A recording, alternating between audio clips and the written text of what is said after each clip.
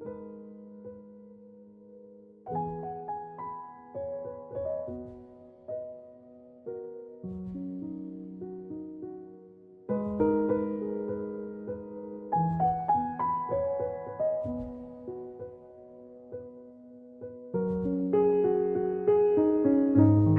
Dr. Raghunandan, consultant orthopedic surgeon in Manas Orthopedic Hospital, Mysore. I did my undergraduate degree in JJM Medical College, Davangere, and postgraduate degree in Mysore Medical College. Once I joined my orthopedic profession as a postgraduate, I was always fascinated by the deformity correction, complicated, untreatable cases, treatment of infection and all. That is where I got inspired by Dr. Elizaro and Dr. T. Manjunath.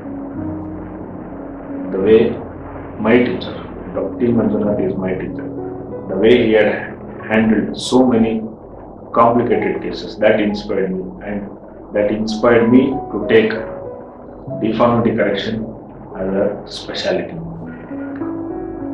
This story is about the man, the creator, and the scientist. This story is about Dr. Gabriel Abramovich Elizaro. Why we are very interested about his life is very rarely in history we see an idea being developed by the same person. Very rarely we have such people in our lives. Dr. G.A. Elizaro is one of such persons. He was born in Russia in 1921. He was the oldest of the 6 children. Being the oldest of the 6 children, he was not able to go for school as he had to help his mother to take care of the other children. At 11 years, he had to go to the school. But with his intelligence, he completed the schooling in 5 years. So after 2 years of his schooling, in 1939, he was admitted to the medical college as a medical student. So when he was in second year of medical schooling, the World War II began between Germany and Russia. The bad luck was, once the World War began, all the doctors in the teaching hospital, they were all sent to the war field where they have to treat the war veterans. So there was no one to teach anything for the students. Dr. Elizaro graduated from medical school in 1944. After that, he was sent to a hospital, a remote hospital in Western Siberia, where he was the only doctor. Imagine 1944, with the primitive technology we had, with the war going on, what might be the condition of the hospital. And without any training, proper training in the medical school, Dr. Elizaro was allowed to practice. With experiments, with self-training, he was the internist, he was the gynecologist, he learned everything there. He was with this self-experience he was about to learn. So after 6 years, 1950, he was promoted as a staff doctor in a city called Kurgan. So there he was given a place where he could experiment with few things. In 1951, the place where he was treating patients was filled with war veterans. At that point of moment, there was no specialty in orthopedics. There was no proper instruments available. There was no proper treatment available. All was whatever, whenever there is a fracture or something like that, all was what was available was a traction device called as a Bowler split. So 1951, this man, Elizaro, all the turmoil he has gone through, he just imagines when at one midnight, at some point of time, something strikes in his mind. he thinks of a circular external fixator to fix the fracture. So at that point of moment, he had no patient to operate. So he tries that instrument on a wooden log. So somehow he feels this could be done in a human being. So he starts to develop his ideas. So 1951, it was the first surgery of Elizarov on a patient. So with this, he is able to treat a lot of patients. In the place called Kurgan, where the place was filled with war veterans, he used this fixator. So with a good amount of success, so with this new Elizarov technique and with a fair amount of success, Dr. Elizarov comes to Moscow, the capital of Russia, to present his papers, where he will, in a conference, he does a live surgery. Surgery will be a success. Surgery will be assisted by Dr. Vladimir. But the veterans in Moscow, they don't accept his methodology. They say this is some lunatic way of treating the disease. Disappointed, Elizarov returns back to Kurgan. After that, he doesn't get back. Elizarov tries to improve the technique what he has done. Every day he will start treating the patients in a newer way. He will start to increase. He used to concentrate. He used to experiment on many things. So in early 1960s, he was already known as the magician of Kurgan because of the success he used to have with the Elizarov technique. Then the people in the Moscow, they realize there is something is happening in Kurgan. So what they'll do, they'll appoint a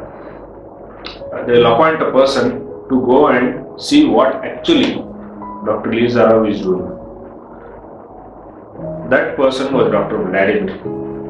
So Dr. Vladimir will be instructed by the Moscow veterans that make sure that con artist is exposed this time. Dr. Vladimir goes to Kurgan. Once he goes to Kurgan, it's a very small hospital full of war veterans. Wards will be filled by the patients, everyone having a circular ring kind of a fixator in their lips. It's filthy, it's smelling and all. But with a very good success. The treatment was a very good success. So Vladimir spends time with Dr. Elizarov. He learns this. He becomes a very good friend and he comes back to Moscow. He comes back to Moscow and presents his papers to the Moscow Medical Council or something like that. There he will say the opposite of what they were actually expecting. He will say that Elizarov is doing a great job. He might be a world famous surgeon in future, but the people won't believe it. What Vladimir gets is a demotion and he is instructed not to use Elizarov in Russia. This still disheartens Elizarov. But on the other hand, this person, this great man, he never loses his faith in what he has invented. He keeps on doing it. In 1958, Valery Brumel, a world-renowned athlete, is suffering from an infective non-union of the femur. Fracture is not united, there is pus. All big doctors in Moscow, they didn't know what to do. Then this Dr. Vladimir, he suggests Brumel to go to Elizarov. Brumel goes to Elizarov, he gets treated by Elizarov, and then he comes back. He comes back to athletics, he joins athletics, he can do high jump again. And this causes astonishment in Russia. Then the people in Russia recognize the works of Elizarov. He is given a member of the parliament. He is given a biggest hospital. 800 bedded hospital is constructed in Kurgan. After that, Elizarov, he starts, that hospital is built as per the ideology of Elizarov. Big laboratories, very huge wards, lots of patients. Once the war veteran who had already amputated leg comes to Elizarov. The amputated stump, what he had was very short. He used to come and plead Elizarov every day to do something for him so that he can put a prosthesis to the lower limb. But unfortunately, the stump was very small, and Elizarov didn't know what to do. But in order to help him, Dr. Elizarov fixed the Elizarov apparatus and did the osteotomy and lengthened the stump. All what Elizarov thought was, whatever gap was present once the lengthening was done, he wanted to fill a bone graft. So he did the surgery, lengthened the stump, and then after 3 months, he advised the patient to get an X-ray. So after 3 months, once the X-ray is taken, he notices that there was bone growth in the gap which was created by a gradual distraction. Any other surgeon or any other doctor would have not bothered of all these things. But Elizarov, with the inquisitiveness what he had, he noticed this, and he postulated the tension stress effect. This is the point in the history of orthopedics where the property of the bone was unleashed. The property of the bone being unlimited plasticity of the bone was unleashed by Dr. Elizarov. If this were not done, no revolutions had happened in the field of deformity correction or in the field of orthopedics. That is where Elizarov postulated. Till then, only compression of the bone had osteogenesis. Elizarov was the person who said even distraction causes osteogenesis. And this is the point, this is a very important point in the history of orthopedics. Carlo Mori, a renowned artist from Italy, had an infective non-union of femur. All the European orthopedic surgeons had advised an amputation for this person. Somehow we got to know about Dr. Elizarov. He came to Kurgan. Dr. Elizarov did one of his trademark surgeries. He distracted the bone, he resolved the pseudoarthrosis, he resolved the infection. And then the people in Italy got to know regarding this method. And then Dr. Elizarov was called to Italy. He gave a talk there, he presented a paper, and then this Elizarov technique spread throughout the world. Dr. Elizarov came to India in 1983. He taught Elizarov technique in India.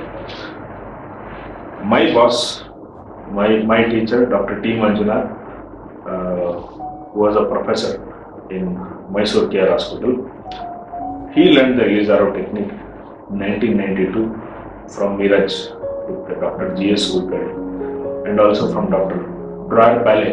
In 1994, in Maryland, USA, he learned Elizarov, advanced technique of Elizarov from Dr. Dreyer Paley in Maryland, USA. So since then, since 1994, he has been using this technique on a lot of patients, and he has been quite successful. So since 2012, I have been training under him, and whatever my Elizarov technique, whatever I have learned is from my teacher, Dr. T. Manjunath. So now, the legacy of Dr. Elizarov is still continuing.